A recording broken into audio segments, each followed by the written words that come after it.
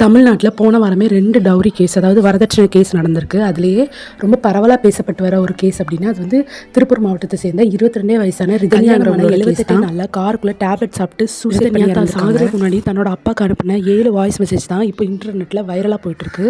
So அந்த voice message என்னன்னு நான் உங்களுக்கு பின்னாடி ஆட் பண்ணுறேன், கேளுங்க. என்னை பெத்து நல்லபடியாக வளர்த்து ஒரு ஆளாக்கணும்னு நினச்சிங்க, ஆனால் அது தப்பாக போயிருச்சு. சரி, என் தலையெழுத்தினமோ அதானே நடக்கும். முடிஞ்சு போச்சு என் லைஃப்.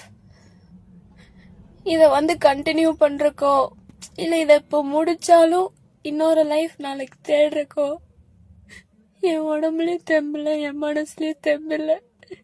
எனக்கு வாழ்றக்கே பயமா இருக்கு. நான் கோழை ஆயிட்டேன். என்னையும் ஃபேஸ் பண்ண முடியலனால நான் ரொம்ப கோழை ஆயிட்டேன். இதை எப்படி சொல்றது? உங்களையும் நான் காயப்படுத்துறேன் அதிகமா. நான் லூஸ் ஆயிட்டேன். ஐம் சாரிப்பா.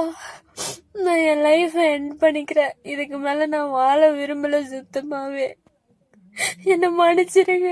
என்னை பெற்றதுல இருந்து நீங்களும் அம்மாவும் பட்ட கஷ்டத்துக்கு அவமானத்துக்கு என்னை மன்னிச்சிருங்க. ஆனா நான் சத்தியமா என்னைக்கு உங்களுக்கு கஷ்டம் கொடுக்கணும்னு நினைச்சதே இல்லை.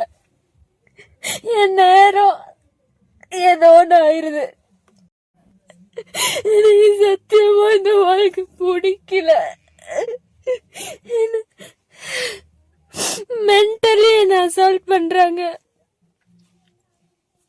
பிசிக்கலா இவன் டார்ச்சர் பண்றான். என்னால இதுக்கு மேல இந்த வாழ்க்கையை கண்டினியூ பண்ண முடியும்னு தோணல. போலீஸோ வேற யாராச்சும் ஏதாவது சொன்னா நீங்க யாருக்காக தலைக்குழிய வேண்டாம், இத போட்டு காமிச்சிருங்க. ஏன்னா அவங்க இததான் சாக்குன்னு உங்களை இன்னும் அசிங்கப்படுத்த நினைப்பாங்க.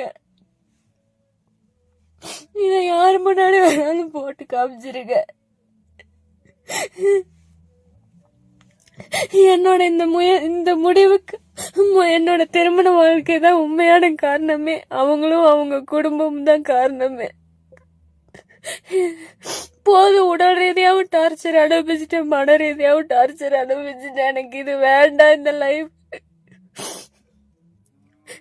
அதெல்லாம் அவங்க மாற மாட்டாங்க. என்னோட இந்த முடிவுக்கு கவினும் ஈஸ்வரமூர்த்தியும் சித்ரா தேவியும் தான் காரணம். என் கல்யாண வாழ்க்கைய மோசமா போயிருச்சு. என்ன மன்னிச்சிருங்கப்பா, என்ன மன்னிச்சிருங்கம்மா. எந்த அளவுக்கு அவங்க தொல்லை பண்ணியிருந்தா அந்த பொண்ணு இந்த அளவுக்கு பேசியிருக்கோம்.